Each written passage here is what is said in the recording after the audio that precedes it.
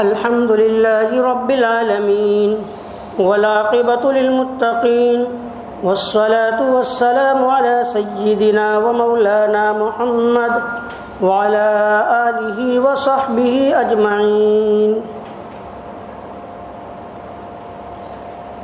أما بعد،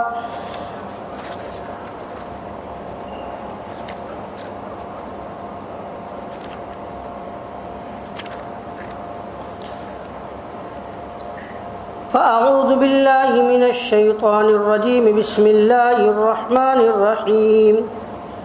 عن عبد الله بن مسعود رضي الله تعالى عنه أن رسول الله صلى الله عليه وسلم قال: طلب كسب الحلال فريضة بعد الفريضة، أو كما قال عليه الصلاة والسلام. آج بہت ہی اہم مضمون آپ کے سامنے پڑھنے جا رہا ہوں. بہت زیادہ آج لوگوں میں اس بات میں کوتاہی ہوتی ہے، اور گھروں کے اندر جو جھگڑے کا سبب اور اسی طریقے سے اولاد کے اندر جھگڑے کا سبب جو بنتا ہے، وہ اسی مضمون جو حدیث شریف یا جو بات آپ کے سامنے پڑھی جائے گی اس میں کوتاہی کی بنیاد پر ہوگی.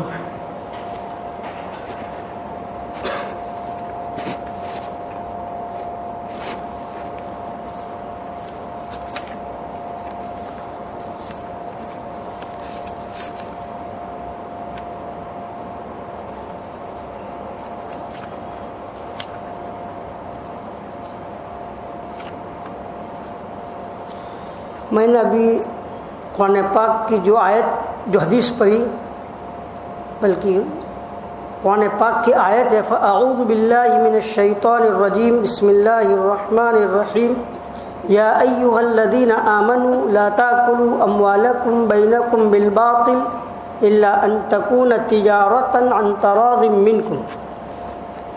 اس آیت میں اللہ تبارک و تعالیٰ نے ایک اہم حکم بیان فرمایا، اور جس کی کوتاہی اور کمی کی بنیاد پر گھروں میں خرابی، گھروں میں جھگڑے اور نا اتفاقی پیدا ہوتی ہے. بڑا عجیب ہی مضمون ہے، اس لیے آپ سے گزارش ہے کہ توجہ کے ساتھ سنیں اور سوچیں کہ اگر ہمارے اندر اس کی کوئی کمی ہے تو ہم اس کو دور کرنے کی کوشش کریں. یہ آیت کریمہ دین کے ایک بہت اہم رکن سے متعلق ہے، اور یہ جو مضمون میں آپ کے سامنے پڑھنے جا رہا ہوں، اور یہ جو کتاب میرے سامنے ہے، یہ کتاب حضرت شیخ الاسلام مولانا مفتی محمد تقی عثمانی دامت برکاتہم کی ہے، اور اس کئی جلدوں کے اندر یہ کتاب ہے، جس کتاب کا عنوان ہے اسلام اور ہماری زندگی. انہوں نے کئی بیانات، کئی باتیں، کئی موضوعات پر اس کے اندر باتیں بیان کی ہے.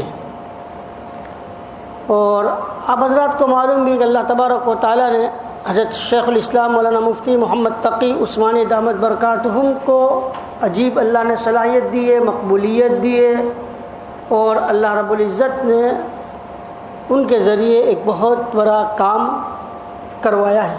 کئی کتابوں کے مصنف ہیں.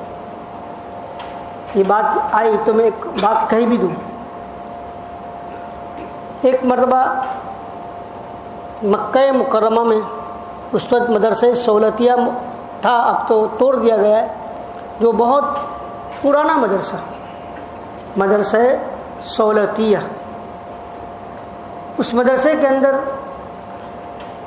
مفتی محمد سلمان منصور پوری، جو پہلے شاہی مراد آباد کے صدر مفتی تھے اور اب دارالعلوم دیوبند والوں نے ان کو بلا لیا ہے، وہاں پر ہے، بڑے پائے کے بڑے زبردست مفتی.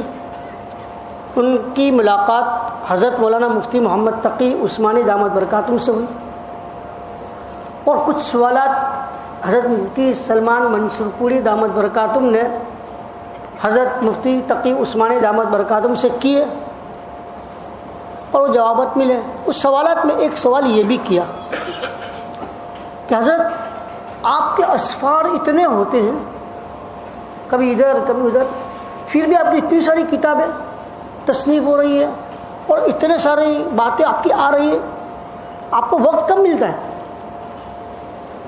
کیا فرمایا کہ دیکھیے اصل بات یہ ہے کہ میں نے اپنے وقت کو صحیح طور پر استعمال کیا، کوئی منٹ کوئی وقت میں ضائع نہیں کرتا. اور انہوں نے مثال دی کہ میرے گھر سے، جو ان کا گھر ہے اس سے لے کر جو میری مسجد ہے اس کا راستہ گاڑی کے اندر موٹر میں 7-1 منٹ کا ہے. 5-7 منٹ دور ہے میری مسجد میرے گھر سے. تو ڈرائیور مجھے لے کے جاتا ہے اور لے کر واپس آتا ہے نماز کے ٹائم پر. تو یہ جو 5 یا 7 منٹ جانے کی، 5 یا 7 منٹ آنے کی، اس کو میں استعمال کرتا ہوں. اور انہوں نے کون سی کتاب جو دعوت و فکر شاید یا کون سی جو بڑی 2 جلدوں میں ہے جس میں بڑے بڑے مقالے ہیں، یہ ہے، کئی کتابیں بتائی کہ یہ سب کتابیں تو میں نے اسی گاڑی میں بیٹھ کے لکھی ہے. جو مجھے 5 منٹ جانے کی ملتی ہے اور جو 5 منٹ آنے کی ملتی ہے اس میں لکھتا ہوں. تو اتنے میں کئی صفحات لکھ ڈالتا ہوں. اگر ہم اور آپ ہو تو اب 5 منٹ میں کیا کرنے کا، تو سوچنے بیٹھ جائیں گے. اتنے میں آ جائے گا ہمارا مسجد. ہمارے گھر سے لے کر مسجد کا راستہ اگر 5 منٹ کا ہو تو ہم کچھ نہیں کرتے. مگر یہ دیکھیے 5 منٹ بھی استعمال کیا. ایک اور واقعہ بھی انہوں نے لکھا کہ ایک مرتبہ میں کہیں جا رہا تھا، فلائٹ میں بیٹھا، اور بیٹھنے کے بعد ایک پائلٹ میرے پاس آیا. ابھی ٹیک آف نہیں ہوا، ابھی فلائٹ چلی نہیں تھی، بیٹھا ہی تھا ابھی اندر جا کر.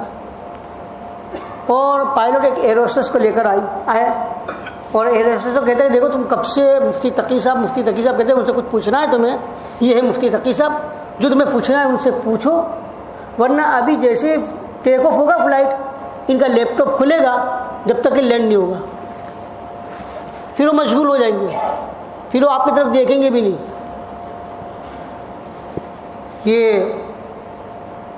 یہ لوگ ہیں. 1 منٹ بھی ضائع نہ کرنا. اس لیے کہ وہ تو کھاتے پیتے نہیں تھے مفتی تقی صاحب پلین میں، میں نے خود پڑھا ہے. ان کو تو شک کی بنیاد پر وہ کھانا بھی نہیں کھاتے تھے.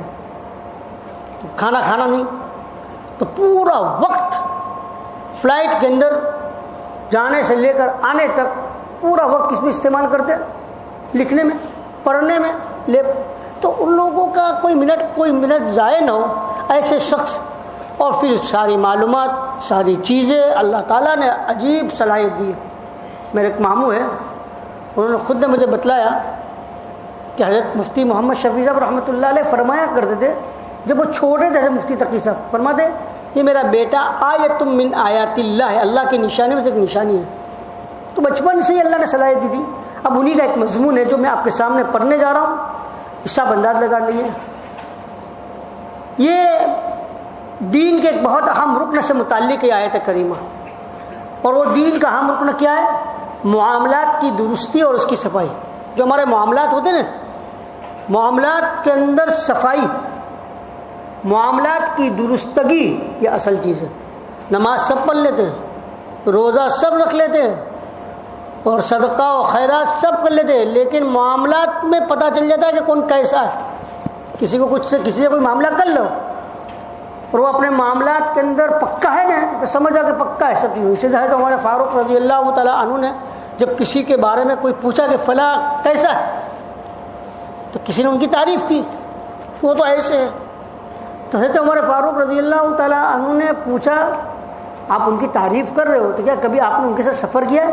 ایک انسان سفر میں پہچانا جاتا ہے کیسا ہے، یوں تو بہت اچھا لگے گا، مجھے سفر میں خبر پڑ جائے گی. اور دوسرا پوچھا کہ کبھی آپ کا اس سے کوئی لین دین کا معاملہ ہوا ہے؟ تو کہا کہ نہیں. تو پھر کیسے آپ تعریف کرتے؟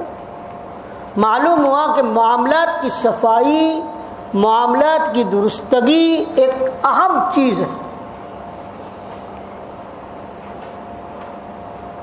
یعنی انسان کا معاملات میں اچھا ہونا اور خوش معاملہ ہونا یہ دین کا بہت اہم باب ہے. لیکن افسوس یہ ہے کہ دین کا جتنا اہم باب ہے ہم لوگوں نے اتنا ہی اس کو اپنی زندگی سے الگ کر رکھا ہے۔ ہم نے دین کو صرف چند عبادات مثلا نماز، روزہ، حج، زکوٰۃ، عمرہ، وظائف، اوراد میں منحصر کر لیا ہے، لیکن روپیے پیسے کے لین دین کا جو باب ہے اس کو ہم نے بالکل آزاد چھوڑا ہوا ہے، گویا کہ دین سے اس کا کوئی تعلق ہی نہیں۔ حالانکہ اسلامی شریعت کے احکام کا جائزہ لیا جائے تو نظر آئے گا کہ عبادات سے متعلق جو احکام ہے وہ 1/4 ہے، اور 3/4 وہ احکام معاملات اور معاشرت سے متعلق ہے۔ فقہ کی ایک مشہور کتاب ہے جو ہمارے تمام مدارس میں پڑھائی جاتی ہے، اور اس کتاب کو پڑھ کر لوگ عالم بنتے ہیں، اس کتاب کا نام ہے ہدایہ۔ اس کتاب میں طہارت سے لے کر میراث تک شریعت کے جتنے احکام ہیں وہ سب اس کتاب میں جمع ہے۔ اس کتاب کی 4 جلدیں ہیں، 4 والیوم ہیں۔ پہلی جلد عبادات سے متعلق ہے جس میں طہارت کے احکام، نماز کے احکام، زکوٰۃ، روزے اور حج کے احکام بیان کیے گئے، اور باقی 3 جلدیں 3 والیوم میں معاملات یا معاشرت کے احکام سے متعلق ہے۔ اس سے اندازہ لگائے کہ دین کے احکام کا 1/4 حصہ عبادت سے متعلق ہے اور 3/4 حصہ معاملات سے متعلق ہے، اور جو 3/4 حصہ معاملات سے متعلق ہے اس میں ہمارا کیا کردار، کیا عمل ہے۔ پھر اللہ تعالیٰ نے ان معاملات کا یہ مقام رکھا ہے کہ اگر انسان روپیے پیسے کے معاملات میں حلال و حرام کا اور جائز اور ناجائز کا امتیاز نہ رکھے تو عبادات پر بھی اس کا اثر واقع ہوتا ہے، چاہے وہ عبادات ادا ہو جائے لیکن اس کا اجر و ثواب اور ان کی قبولیت موقوف ہو جاتی ہے، دعائیں قبول نہیں ہوتی۔ ایک حدیث شریف میں حضور اقدس صلی اللہ علیہ وسلم نے ارشاد فرمایا، بہت سے لوگ ایسے ہوتے ہیں جو اللہ تعالیٰ کے سامنے بڑی عاجزی کا مظاہرہ کرتے ہیں، رو رو کر دعائیں کرتے ہیں، اس حال میں کہ ان کے بال بکھرے ہوئے ہیں، گر گرا کر اور رو رو کر پکارتے ہیں کہ یا اللہ میرا یہ مقصد پورا کر دیجئے، فلاں مقصد پورا کر دیجئے۔ بڑی عاجزی سے الہ وزاری کے ساتھ رو رو کر یہ دعائیں کر رہے ہوتے ہیں، لیکن کھانا ان کا حرام، پینا ان کا حرام، لباس ان کا حرام، اور ان کا جسم حرام آمدنی سے پرورش پایا ہوا ہو۔ ایسے آدمی کی دعا کیسے قبول ہو؟ ایسے آدمی کی دعا قبول نہیں ہوتی۔ اس لیے جب ہم دیکھیں کہ ہماری دعا قبول نہیں ہو رہی ہے تو ہم سمجھے کہ ہماری آمدنی کا اثر ہے، ہمارے پیٹ میں جو مال جانا چاہیے حلال کا وہ نہیں جا رہا ہے، ورنہ حلال کا مال پیٹ میں جائے اور دعا قبول نہ ہو۔ اسی لیے مجھے یاد پڑتا ہے ایک حدیث شریف کا خلاصہ، حضرت سعد بن وقاص رضی اللہ تعالیٰ عنہ جو عشرہ مبشرہ میں، ان کو نبی کریم صلی اللہ علیہ وسلم نے فرمایا کہ سعد تمہیں وہ ایک ایسی چیز نہ بتاؤں کہ تم اس کو کر لو تو تم مستجاب الدعوات بن جاؤ۔ مستجاب الدعوات کا مطلب ہے کہ جو دعا کرے وہ قبول۔ یار ضرور بتائیں، فرمایا کہ حلال کو اختیار کر لو، حلال کا رزق تمہارے پیٹ میں حرام نہ جائے۔ اگر ہمارے پیٹ میں حرام نہیں جائے گا، حلال جائے گا، یاد رکھیے کبھی ایسا نہیں ہوگا ہم ہاتھ اٹھائے اور اللہ قبول نہ کرے۔ دوسری جتنی عبادت ہے اگر ان میں کوتاہی ہو جائے تو اس کی تلافی آسان ہے۔ نمازیں چھوٹ گئی تو اب زندگی میں قضا نماز ادا کر لو، زندگی میں ادا نہ کر سکے تو وصیت کر جاؤ کہ اگر میں مر جاؤں میری نمازیں ادا نہ ہوئی ہو تو میرے مال میں سے اس کا فدیہ ادا کر دیا جائے، اور توبہ کر لو، انشاءاللہ تعالی انشاءاللہ اللہ تعالیٰ کے ہاں یہ تلافی ہو جائے گی۔ لیکن اگر کسی دوسرے کا مال ناجائز طریقے پر کھا لیا تو اس کی تلافی اس وقت تک نہیں ہوگی جب تک صاحب حق معاف نہ کرے، چاہے تم 1000 توبہ کرتے رہو، 1000 نفلیں پڑھتے رہو۔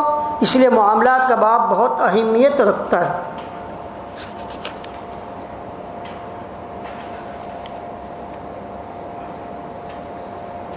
ہمارے معاشرے میں آپس کے جھگڑوں اور تنازعات کا جو سیلاب امڑ ہوا ہے، گھر گھر میں جھگڑا، اس کا تھوڑا سا اندازہ عدالت میں دائر ہونے والے مقدمات سے ضرور ہو سکتا ہے، لیکن یہ اندازہ یقیناً ناکافی اور حقیقت سے بہت کم ہوگا، کیونکہ بے شمار جھگڑے وہ ہیں جن کی عدالت تک پہنچنے کی نوبت ہی نہیں آتی، اور عدالت سے رجوع کرنے میں وقت اور پیسے کا جو بے تحاشا صرفہ ہوتا ہے، اس کی وجہ سے بہت سے لوگ عدالت سے رجوع نہیں کر پاتے. اس کے بجائے فریقین اور آپس میں دونوں جماعتوں میں سے ہر ایک اپنی اپنی کوشش کے مطابق دوسرے کو تکلیف پہنچانے کی کوشش کرتا رہتا ہے، اور اس طرح عداوت کی آگ بھڑکتے بھڑکتے کئی پشتوں کو اپنی لپیٹ میں لے لیتی ہے. اگر ان جھگڑوں کی تہ میں اگر دیکھا جائے تو پھر وہی مال، وہی پیسے، وہی زمین، وہی جو معروف اسباب کار فرما نظر آتے، روپیہ، پیسہ، زمین، جائیداد کا جھگڑا بڑے بڑے پرانے تعلقات کو دیکھتے ہی دیکھتے بھسم کر ڈالتا ہے. کتنا ہی اچھا تعلق ہو، آپس میں کتنی محبت سے رہتے ہو بچپن میں، لیکن جیسے ہی بڑے ہوتے ہیں اور جہاں مال کی تقسیم کا وقت آتا ہے، مال کا وقت آتا ہے، اس مال کی بنیاد پر بھائی بھائی کی طرف نہیں دیکھتا، بھائی بہن کی طرف نہیں دیکھتا ہے. گویا ایسا محسوس ہوتا ہے کہ دونوں اجنبی ہیں. اور اس کی وجہ سے بڑی بڑی مثالی دوستیاں آن کی آن میں دشمنیوں میں تبدیل ہو جاتی ہے. اس صورت حال کے بہت سے اسباب ہیں، لیکن ایک بہت بڑا سبب معاملات کو صاف نہ رکھنا. ہمارے دین کی ایک انتہائی ضروری تعلیم یہ ہے کہ آپس میں رہو بھائیوں کی طرح، لیکن لین دین کے معاملات اجنبیوں کی طرح کرو. حدیث شریف ہے، تعاشروا کالاخوان وتعاملوا کالاجانب. رہو آپس میں بھائی بھائی کی طرح، لیکن جہاں معاملات کا مسئلہ ہے تو اجنبی کی طرح بالکل پاک صاف پکا، ذرہ برابر اس میں کسی قسم کی کوئی کمی نہ ہو. مطلب یہ کہ روزمرہ کی زندگی میں ایک دوسرے کے ساتھ برتاؤ ایسا کرو جیسے ایک بھائی کو دوسرے کے ساتھ کرنا چاہیے.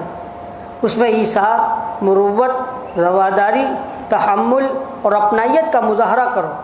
لیکن جب روپیے پیسے کے لین دین، جائیداد کے معاملات اور شرکت و حصہ داری کا مسئلہ آ جائے تو بہتر تعلقات کی حالت میں بھی انہیں اس طرح انجام دو جیسے دو اجنبی شخص انہیں انجام دیتے ہیں. یعنی معاملے کی ہر بات صاف ہونی چاہیے. ارے بھائی ابھی کیا فکر ہے، ارے اپنے تو بھائی بھائی ہے، ارے اپنی دوستی ہے، چلو چلتے رہو، کیا فکر ہے، کیا جلدی ہے، کیا جلدی ہے، کیا فکر ہے. پھر بعد میں جب بڑھ جاتا ہے تو دشمنیاں کیا ہوتی ہے، بڑھ جاتی ہے. یعنی معاملے کی ہر بات صاف ہونی چاہیے، اس میں کسی قسم کی کوئی پوشیدگی، کوئی ابہام نہ ہو، نہ معاملے کی حقیقت میں کوئی شبہ باقی رہے. اگر محبت، اتفاق اور خوشگوار تعلقات کی حالت میں دین کی اس گرا قدر تعلیم پر عمل کر لیا جائے تو بعد میں پیدا ہونے والے بہت سے فتنوں اور جھگڑوں کا دروازہ بند ہو جائے گا. لیکن ہمارے معاشرے میں اس اہم اصول کو جس طرح نظر انداز کیا جاتا ہے اس کی چند مثال دے رہے ہیں.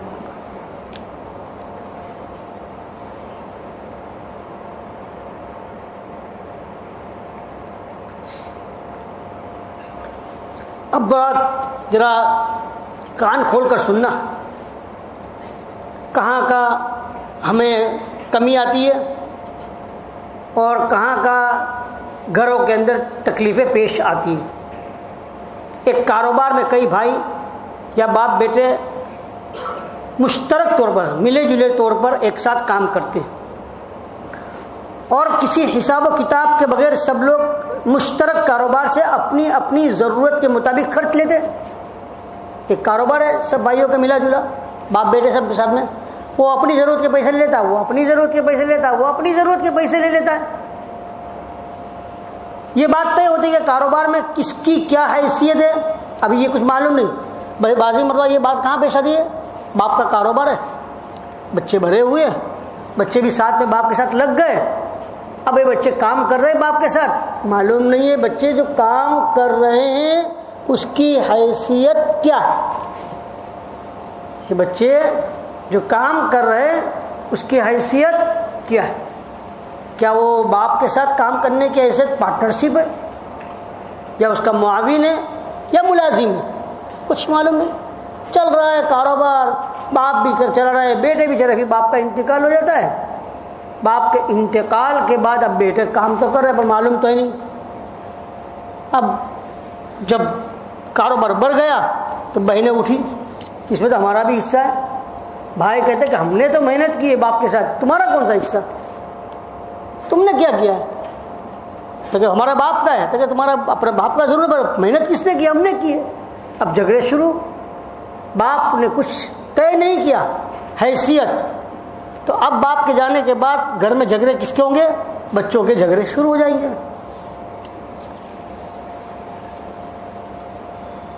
نہ یہ بات طے ہوتی ہے کہ کاروبار میں کس کی کیا حیثیت ہے، آیا وہ کاروبار میں تنخواہ پر کام کر رہے یا کاروبار کے حصے دار ہے، تنخواہ ہے تو کتنی اور حصہ ہے تو کس قدر۔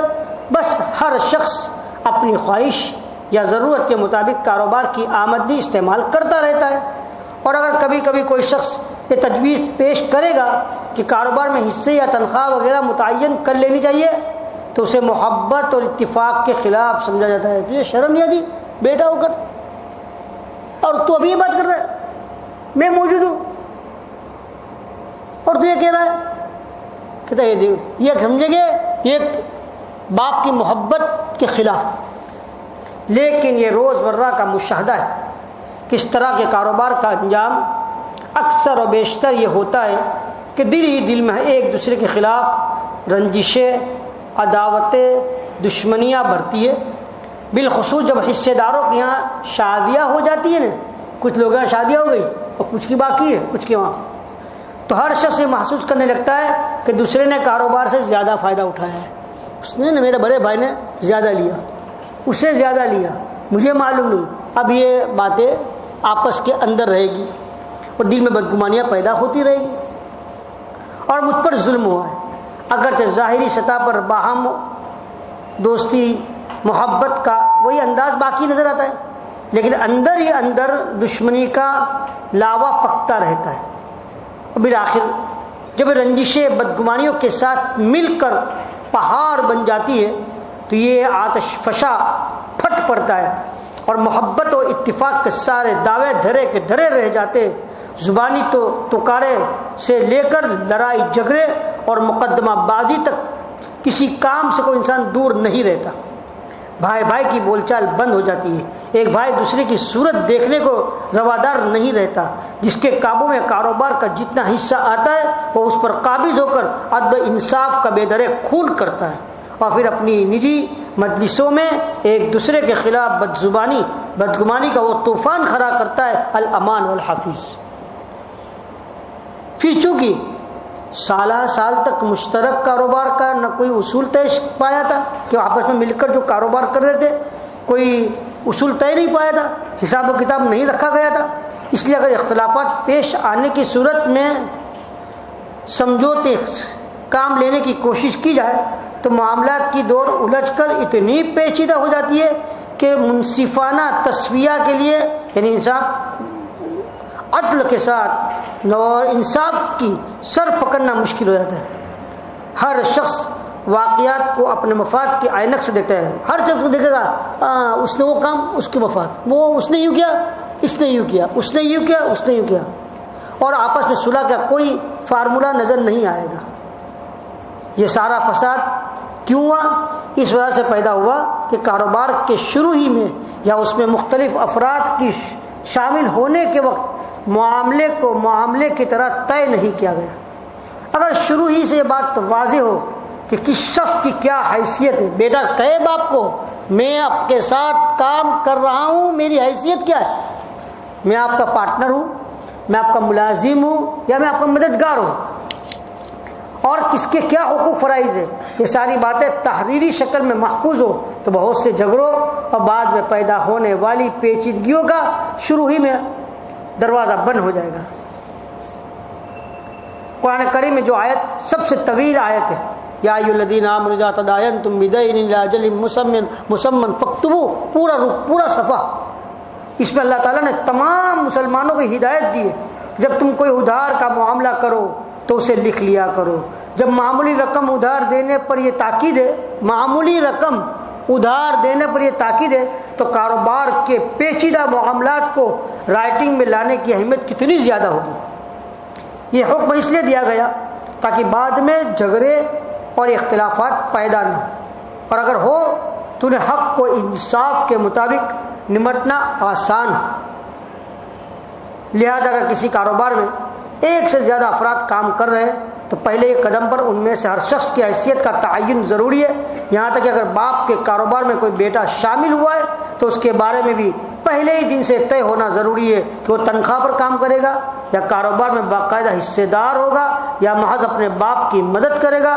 پہلی صورت میں اس کی تنخواہ متعین ہونی چاہیے، اور یہ صراحت بھی ضروری ہے کہ وہ کاروبار کی ملکیت میں حصے دار نہیں ہے، اور دوسری صورت میں اگر اسے کاروبار کی ملکیت میں حصے دار بنایا ہے تو پہلی شرط یہ ہو کہ اس کی طرف سے کاروبار میں کچھ سرمایہ ضرور شامل ہونا چاہیے، تاکہ جس کی صورت یہ بھی ہو سکتی ہے کہ باپ اسے کچھ نقد رقم ہبہ کر دے اور اس رقم سے کاروبار کا ایک متعین فیصد حصہ خرید لے کہ بھئی میں 5% حصے دار، 10% حصے دار، 15% کا حصے دار۔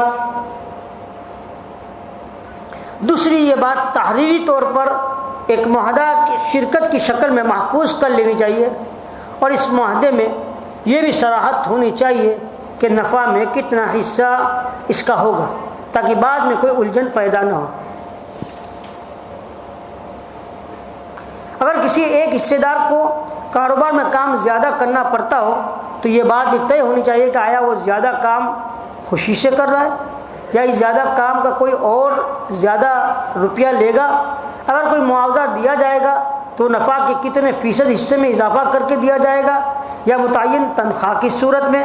غرض ہر فریق کے حقوق و فرائض اتنے واضح ہونے ضروری ہے کہ ان میں کوئی پوشیدگی، کوئی شک و شبہ باقی نہ رہے۔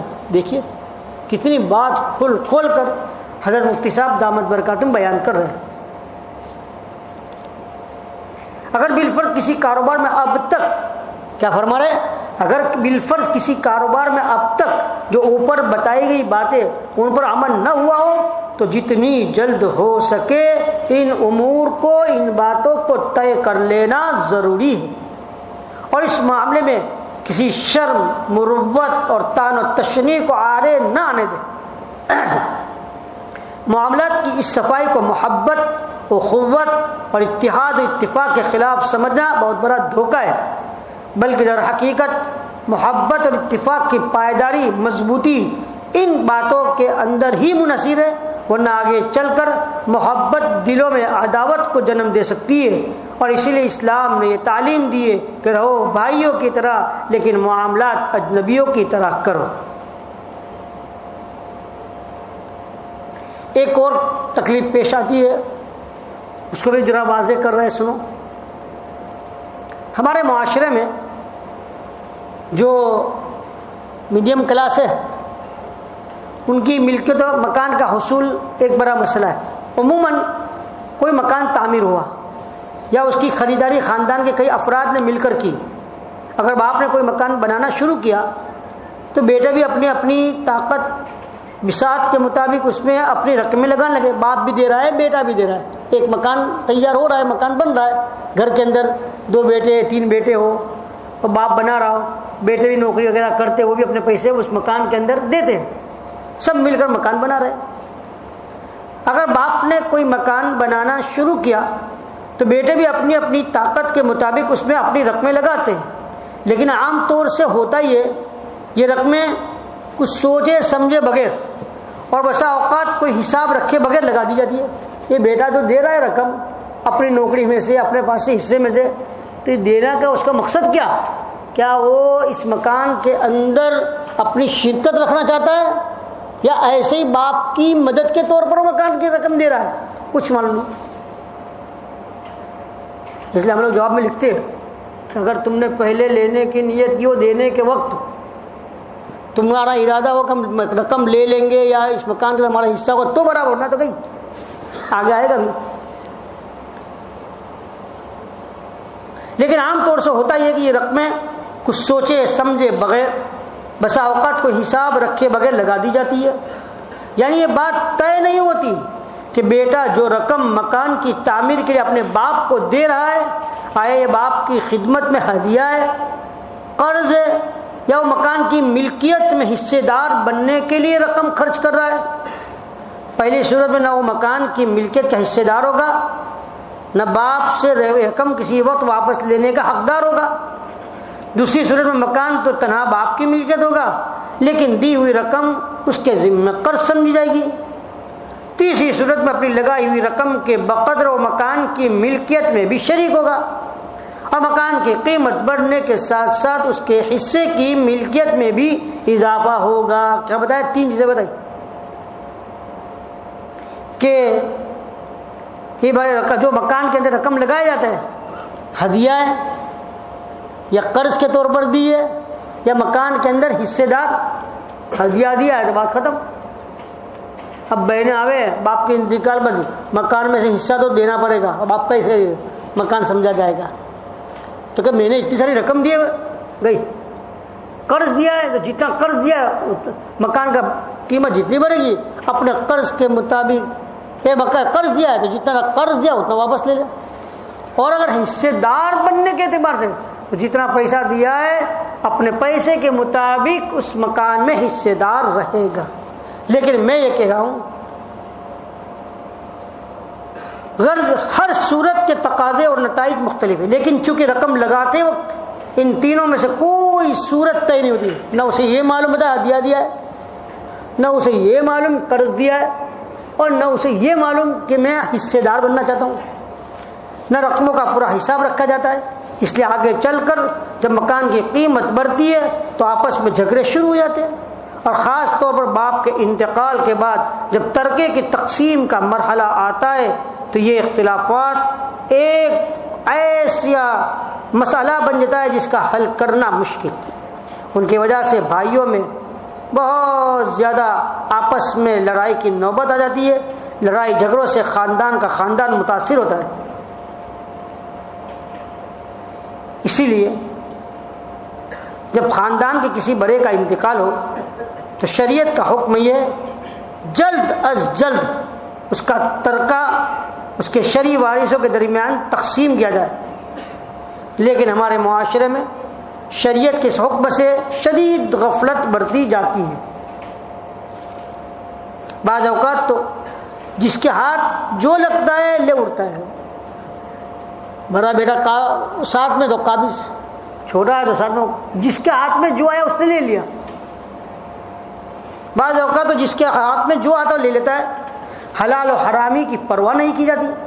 بعض اوقات ایسا بھی ہوتا ہے کہ کسی کے پیش نظر بددیانتی نہیں ہوتی، بری نیت نہیں ہوتی، لیکن ناواقفیت، مسئلہ معلوم نہ ہونے کی بنا پر لاپرواہی کی وجہ سے میراث تقسیم نہیں ہوتی، اور اگر مرحوم نے کوئی کاروبار چھوڑا ہے تو اس پر وہی بیٹا کام کرتا رہتا ہے جو مرحوم کی زندگی میں کرتا تھا، لیکن یہ طے نہیں کیا جاتا کہ آپ کاروبار کی ملکیت کس تناسب سے، کس فیصد سے اور تقسیم ہوگی، شرعی ورثاء کے حصوں کی ادائیگی کس طرح کی جائے، کام کرنے والے کو اس کی خدمت کا معاوضہ کس طرح ادا کیا جائے، ترکے میں کون سی چیز کس کے حصے میں آئے گی۔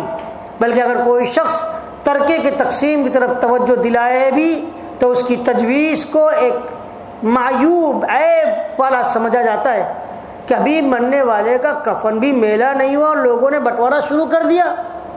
جب کوئی انسان کسی باپ کا انتقال ہوا اور کسی نے یہ کہا بھائی چلو اپنے باپ کا انتقال ہو گیا اور آپ آپس میں بیٹھ کر ہم مال کو تقسیم کریں، تو کچھ لوگ کیا کہتے ہیں، ارے بھائی ابھی تو اپنے باپ کا کفن بھی میلا نہیں ہوا تمہیں، لیکن سمجھتے نہیں جیسے جیسے دن بڑھتے جائیں گے بات پریشانی کی ہو جائے گی۔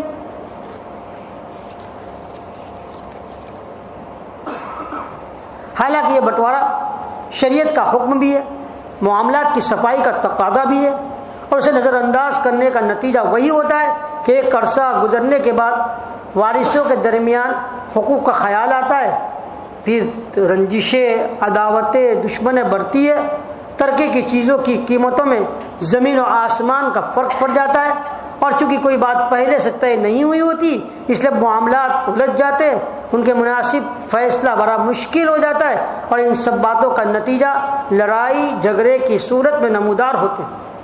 اگر شریعت کے حکم کے مطابق وقت پر ترکے کی تقسیم عمل میں آ جائے اور باہم رضامندی اور اتفاق و اتحاد کے ساتھ تمام ضروری باتیں طے پائی جائے تو آئندہ جھگڑا پیدا ہونے کا امکان بہت کم رہ جاتا ہے اور باہمی آپس کے اندر محبت اور اخوت باقی رہتی ہے۔ اب یہ ساری چیزوں کا خلاصہ کیا ہے کہ معاملات کو صاف نہ رکھنا ہمارے معاشرے کو ایک ایسا روگ بن چکا ہے جس نے فتنہ و فساد کی آگ بھڑکا رکھی ہے۔ معاملہ خواہ چھوٹا ہو یا بڑا صاف ستھرا ہونا چاہیے، اس کی شرائط واضح اور بالکل کسی قسم کا کوئی شک نہ ہو ایسی ہونی چاہیے، اور اس سلسلے میں کوئی شرم و حیا اور لحاظ و مروت آڑے نہیں آنی چاہیے۔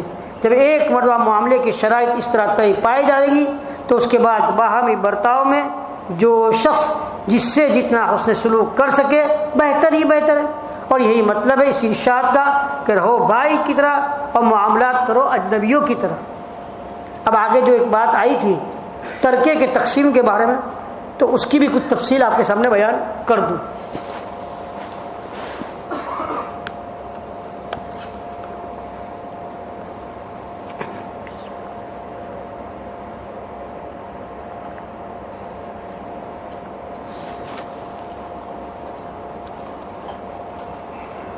جب کسی شخص کا انتقال ہو تو انتقال ہوتے ہی اس کی میراث کا تمام مال اس کی ملکیت سے نکل کر وارثوں کی ملکیت میں داخل ہو جاتا ہے۔ اب اگر کوئی انسان زیادہ استعمال کرے گا سب کا حصہ برابر ہے، جو اس پر قابل تو اس کو بڑا حساب دینا پڑے گا۔ آگے بہت زبردست وعید آ رہی ہے، تمام ورثہ اس کے مشترک برابر کے مالک بنیں گے، حتیٰ کہ سوئی دھاگے میں بھی تمام ورثہ شریک ہو جائیں گے۔ بعض مرتبہ کیا ہوتا ہے، ہمارے یہاں باپ کا انتقال ہو گیا، ماں کا انتقال ہو گیا، یا جو کپڑے ہوتے نا کپڑے پوچھے بغیر غریبوں کو دے دیتے، باپ کے کپڑے غریبوں کو دے دیے، ماں ارے بھائی یہ کپڑا نہیں، سوئی توڑ دھاگے کے اندر ماں کی سوئی بھی ہے، ماں کا دھاگا بھی ہے، باپ کی سوئی بھی ہے، اس میں بھی تمام ورثہ شریک ہے، اور تمام کو پوچھنا ضروری ہے، بغیر پوچھے کچھ نہیں کر سکتے۔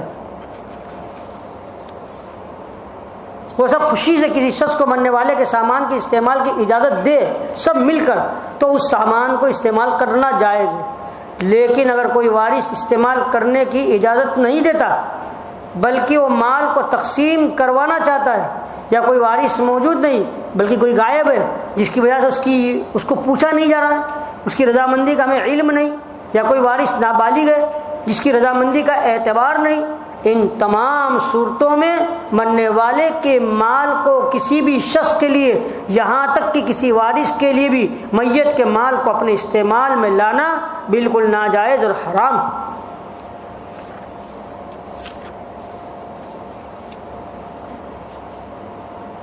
ایک بات یہ بھی یاد رکھیں کہ اگر کسی کے ذہن میں یہ ہو کہ ابھی ہم میراث تقسیم نہیں کریں گے، یہ بڑے ظلم کی بات ہے۔ ایک حدیث میں حضور اقدس صلی اللہ علیہ وسلم نے ارشاد فرمایا، بعض لوگ ہوتے ہیں وہ میراث تقسیم کرنے کے راضی نہیں ہوتے، کرنے ہی نہیں دیتے۔ جس شخص نے کسی وارث کو میراث سے محروم کر دیا، اس کو نہیں دیا اس کا حصہ، اپنے وارث کو، اپنے بھائی کو، تو اللہ تعالیٰ اس کو جنت میں اس کے حصے سے محروم کر دیں گے۔ ایک اور حدیث میں حضور اقدس صلی اللہ علیہ وسلم نے ارشاد فرمایا کہ سنو، تم کسی پر ظلم نہ کرو، خبردار کسی مسلمان کا مال اس کی خوش دلی کے بغیر حلال نہیں، یعنی ناحق کسی مسلمان کا مال مت کھاؤ۔ مرنے والے کے جتنے ورثہ ہیں ان سب کا مال میراث میں حصہ ہے، لہذا ان کی رضامندی کے بغیر اس کو اپنے پاس رکھنا یا اپنے استعمال میں لانا، کھانا پینا ظلم اور ناجائز ہے۔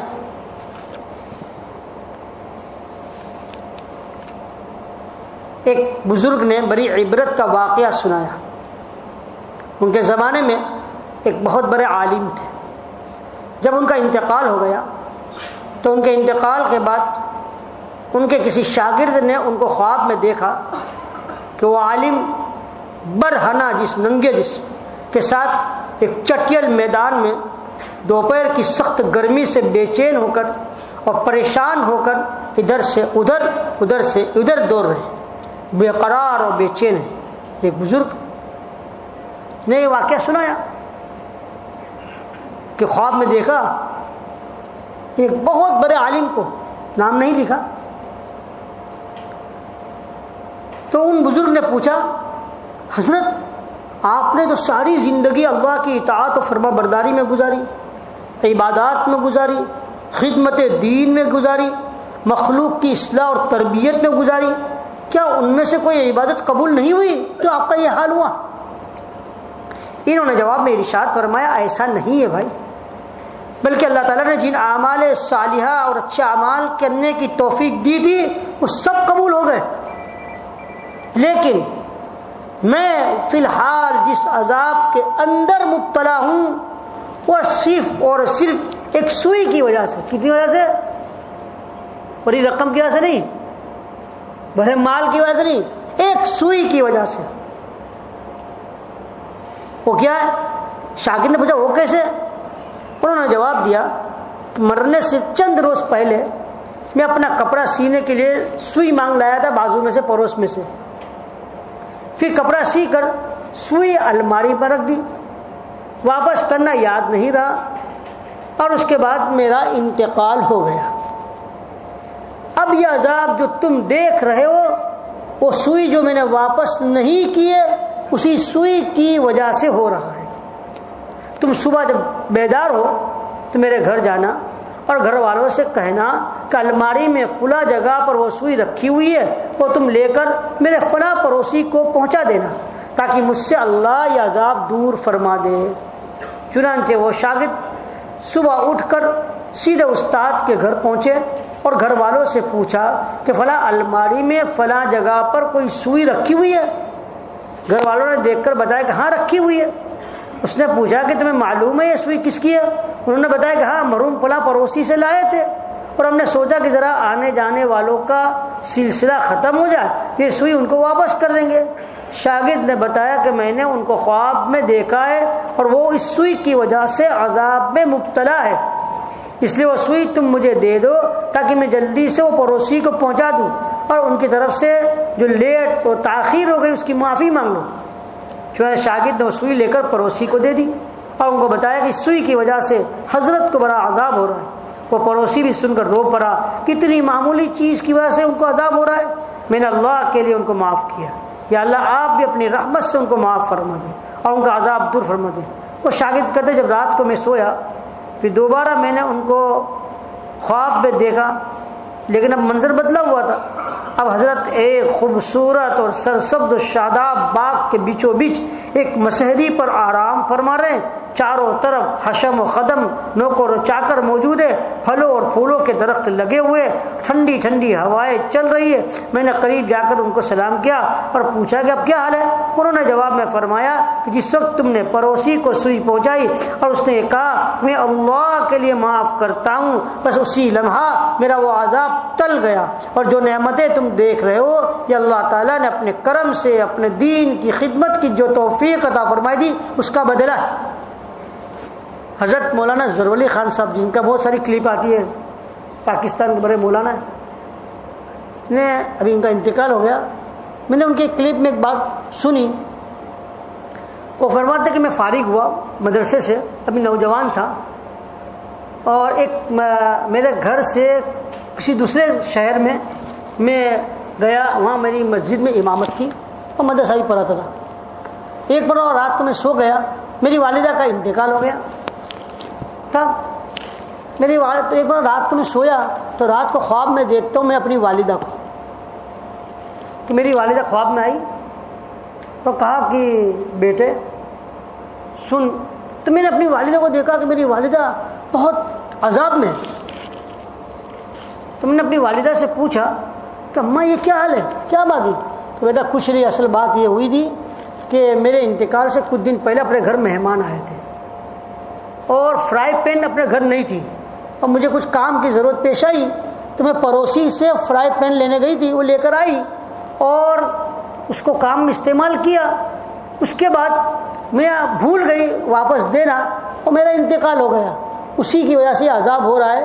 تم جلدی سے صبح جب اٹھو تو گھر جاؤ اور جا کر فرائی پین فلاں کو دے دینا، تمہاری مامی کو دے دینا، اس کے پاس سے لائی تھی۔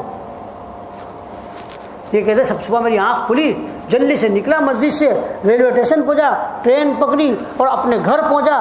گھر جا کر دیکھا، تلاش کیا، فرائی پین ملی، میں جلدی سے اپنی مامی کا گیا اور جا کر ان کو دیا اور ان کو یہ بات بتائی، تو بھی رونے لگے، کہتے اتنی چھوٹی چیز یہ ہے۔ معمولی چیز کی بنیاد پر بھی اللہ تعالیٰ کبھی کبھی پکڑ لیتا ہے۔ ایک زبردست واقعہ یاد رکھیے، چاہے کتنا بھی بڑا نیک صالح متقی ہو، کتنا بھی بڑا نیک صالح متقی ہو، لیکن کسی بندے کا حق اگر واجب رہ گیا تو پہلے اس کی سزا بھگتنی پڑے گی۔ اس بارے میں ایک صحابی کا قصہ سن لیجیے جو احادیث میں موجود ہے۔ صحابی کا، اور صحابی کا مرتبہ تو کیا ہے سب جانتے ہیں، اللہ نے صحابہ کا مرتبہ سنیے۔ وہ یہ کہ دو صحابی تھے، ایک کا نام تھا حضرت عوف بن مالک رضی اللہ عنہ اور دوسرے کا نام تھا صعب بن حسامہ رضی اللہ عنہ۔ یہ دونوں صحابی آپس میں گہرے دوست تھے۔ ایک مرتبہ حضرت صعب رضی اللہ عنہ اپنے دوست حضرت عوف بن مالک رضی اللہ عنہ سے فرمانے لگے کہ تم مجھ سے ایک معاہدہ کرو، آپ آپس میں اپنے ایک معاہدہ کر لیں۔ انہوں نے پوچھا کیا معاہدہ؟ انہوں نے یہ فرمایا معاہدہ یہ کرے کہ ہم میں سے جس کا پہلے انتقال ہو جائے وہ دوسرے کے خواب میں آ کر اپنی کارگزاری بیان کرے کہ کیا ہوا۔ جس کا بھی انتقال پہلے ہو جائے وہ پھر دوسرے دوست کے خواب میں آئے کہ مرنے کے بعد اس کے ساتھ کیا معاملہ ہوا۔ تو حضرت عوف بن مالک رضی اللہ عنہ نے پوچھا کیا ایسا ممکن بھی ہے کہ خواب میں آ کر کارگزاری بیان کی جائے؟ تو حضرت عوف بن مالک نے فرمایا کہ اگر ممکن ہے تو پھر ٹھیک ہے۔ میں نے حضرت مولانا طارق جمیل صاحب دامت برکاتہ ان کے بیان میں ایک بات سنی، مرنے والا خواب میں آ کر کوئی بات بتائے تو سچ ہوتی ہے، مرنے والا کبھی جھوٹ نہیں بولتا۔ کسی مرنے والے نے اگر کوئی بات بتائی یہ فلاں ہے فلاں چیز ہے تو کہ سچ ہوتی ہے۔ عوف بن مالک نے فرمایا کہ اگر ممکن ہے تو پھر ٹھیک ہے۔ چنانچہ یہ معاہدہ ہو گیا۔ خدا کی شان، جنہوں نے پہلے معاہدے کی شرط رکھی تھی ان کا انتقال ہو گیا، صاحب رضی اللہ عنہ کا جو خود معاہدہ کرنے والے تھے۔ انتقال کے بعد پہلی رات خواب میں حضرت عوف بن مالک رضی اللہ عنہ کی خدمت میں آ گئے، خواب میں اپنے وعدے کے مطابق۔ حضرت عوف بن مالک رضی اللہ تعالی عنہ نے ان سے پوچھا بتاؤ کیسی گزری، اللہ تعالیٰ کے سامنے کیسے پیشی ہوئی؟ حضرت صاحب رضی اللہ تعالیٰ عنہ نے جواب دیا بڑی مشکل اور بڑی دشواری کے بعد اب نجات ہوئی، بڑی مشکل اور بڑی دشواری کے بعد اب نجات ہوئی ہے۔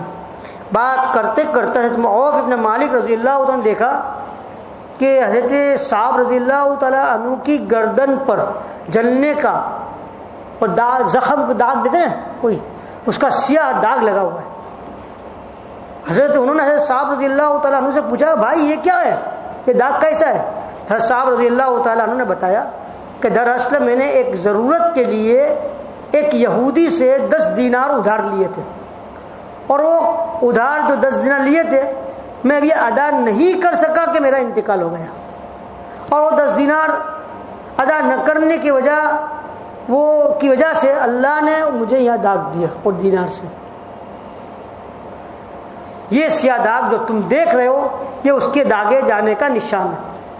وہ 10 دینار اب بھی میرے گھر میں میرے ترکش کے اندر رکھے ہوئے، تم صبح سویرے میرے گھر جا کر گھر والوں سے ترکش لینا اور اس میں سے 10 دینار نکال کر فلاں شخص کو ادا کر دینا تاکہ میری تکلیف ختم ہو جائے۔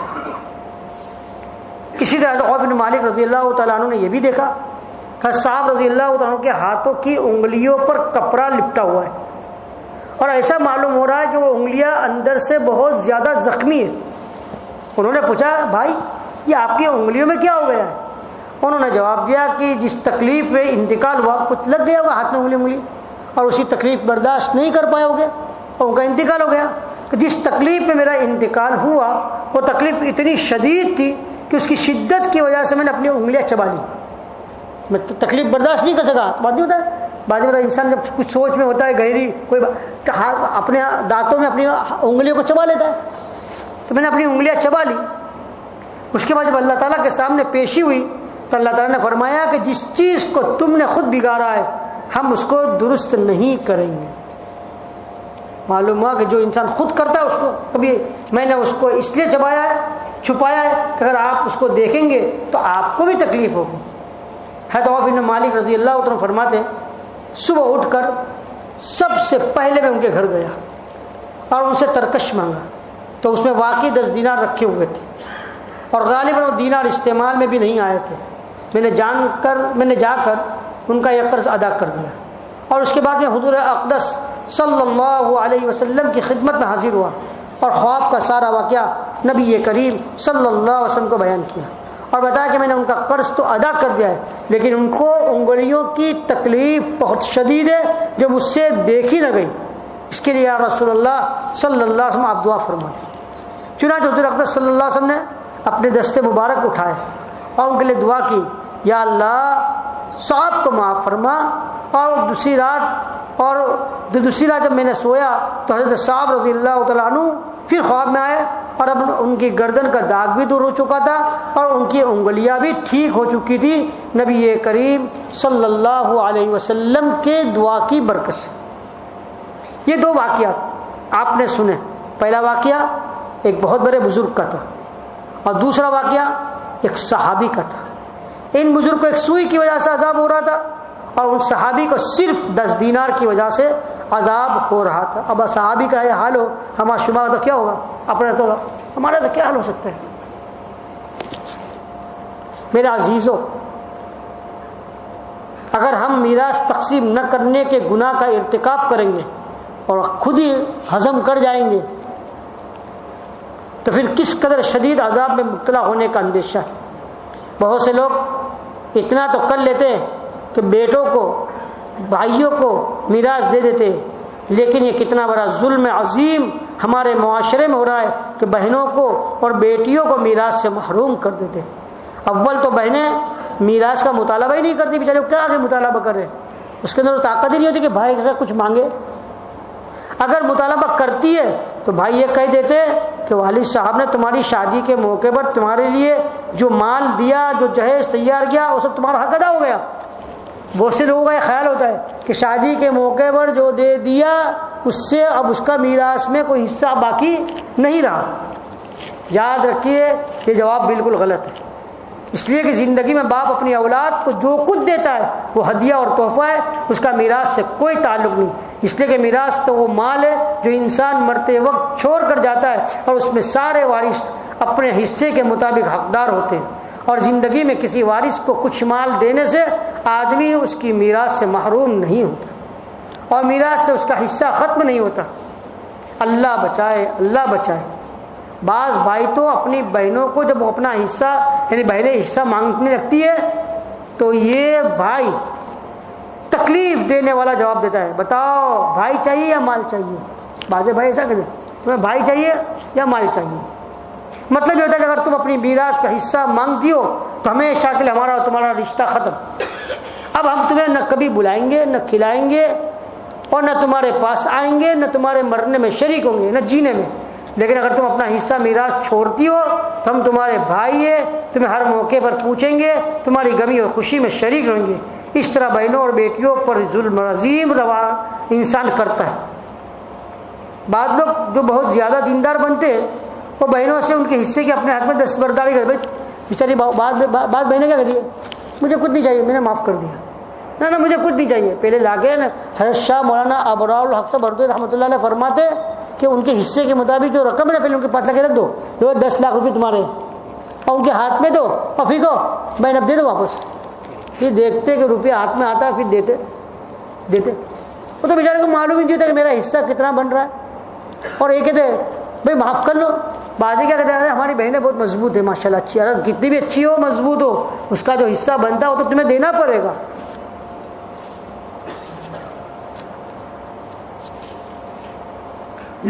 چنانچہ بہنیں زبانی طور پر اپنا حصہ میراث چھوڑتے ہوئے یہ کہہ دیتے کہ ہم نے اپنا حصہ میراث آپ کے حق میں چھوڑ دیا, اور ہمیں کچھ نہیں لینا۔ اس کے بعد بیٹے یہ سمجھتے اب ہم اکیلے ہی اس میراث کے حقدار ہیں، بیٹیاں اور بیوی سب محروم ہیں۔ یاد رکھیے اس طرح زبانی دستبرداری کا شرعاً کوئی اعتبار نہیں، اور اس کے ذریعے بہنوں کا حصہ ہے میراث بھائیوں کی ملکیت میں نہیں آتا، اور ان بھائیوں کے لیے بہنوں کا حصہ حلال نہیں ہوتا، وہ بہنوں کے حصے میراث کو اپنے استعمال میں لائیں۔ لہذا ان حالات میں پہلے بہن کا حصہ اور اپنی بیٹی کا حصہ ان کے ہاتھ میں دے دے اور انہیں پورا اختیار دے کہ اس کو جہاں چاہے خرچ کرے۔ ان کو دینے سے پہلے ان خواتین کا لحاظ اور مروت میں یہ کہنا ہمیں اپنا حصہ نہیں چاہیے، اس کہنے کا کوئی اعتبار نہیں، کیونکہ ایک طرف تو پہلے سے حصہ نہ دینے کا دستور چلا رہا ہے، اور دوسری طرف بھائیوں کے دلوں میں بہنوں کو نہ دینے کے لیے مختلف ہیلے اور بہانے پیدا ہوتے۔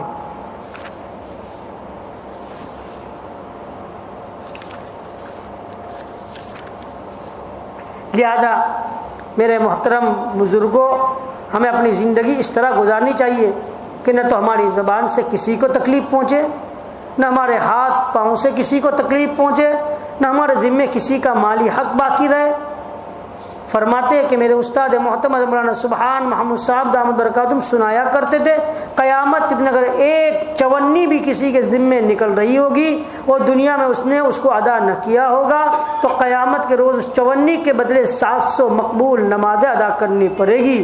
میرے بزرگوں، قیامت کا دن برحق ہے، اس میں حساب کتاب بھی برحق ہے، اور حقوق العباد کی کوتاہیوں کا رجسٹر بھی بالکل برحق ہے۔ لہذا ہمیں تقسیم میراث پہ کوتاہی سے باز آ جانا چاہیے، اور تمام وارثوں کو جو شریعت کے مطابق ان کا حصہ بنتا ہے انہیں تک پہنچانے کی کوشش کرنی چاہیے۔ اللہ تعالی ہم سب کو اس کوتاہی سے باز آنے کی توفیق عطا فرمائے، اور تقسیم میراث کا اہتمام کرنے کی توفیق عطا فرمائے، اور اپنے معاملات کو صحیح درست رکھنے کی اللہ توفیق عطا فرمائے۔ آج کل مسلمانوں کا نام معاملات کی صفائی میں نہ ہونے کے بدنام ہے۔ اب دیکھیے بہت سے مارکیٹوں میں لوگ مسلمانوں کے ساتھ معاملہ نہیں کرتے، وہ کہتے ہیں کہ مسلمانوں کے ساتھ معاملہ کرنے میں وہ دھوکہ بازی لے کے دینا نہ، بلکہ آج تک عجیب بات نکلی ہے، مجھے تو سمجھ میں نہیں آتی ہے۔ کہتے ہیں قرض حسنہ دو۔ قرض حسنہ کا مطلب کیا؟ وہ کیا سمجھتے قرض حسنہ کا مطلب حدیث میں قرآن من ذا الذی یقرض اللہ قرضا حسنا فیضاعفہ لہ، قرض حسنہ کا مطلب تو سمجھتے ہی نہیں ہے۔ وہ سمجھتے قرض حسنہ کا مطلب کہ لے کر دیا تو دیا، نہ دیا تو کچھ بھی نہیں، لیا تو لیا، ایسا نہیں ہے۔ قرض تو لینے کے بعد دینا ہی پڑے گا، قرض تو لینے کے بعد دینا ہی پڑے گا، دینے کی نیت ہونا ضروری ہے۔ ہضم کر لینا نہ دینا یہ بہت غلط بات ہے۔ اپنے دیکھیے معاملات کی صفائی کی وجہ سے انسان دیندار ہوتا ہے۔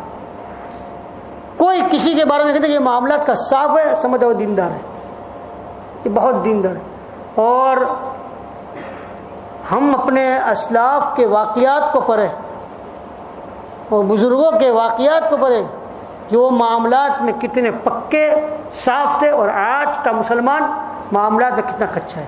اللہ تعالیٰ ہمیں صحیح سمجھ دے، ورنہ ہمارے اس معاملات کی صفائی کے نہ ہونے کی وجہ سے اسلام بدنام ہوتا ہے، اور غیر تو ہم کو دیکھتا ہے، اسلام کو نہیں دیکھتا۔ ان لوگوں کے معاملات تو دیکھو، ان کا اسلام ایسا ہی ہے، گویا ہم اسلام کو کیا کر رہے ہیں؟ بدنام کر رہے ہیں۔ اللہ ہماری حفاظت فرمائے۔ وآخر دعوانا الحمدللہ رب العالمین۔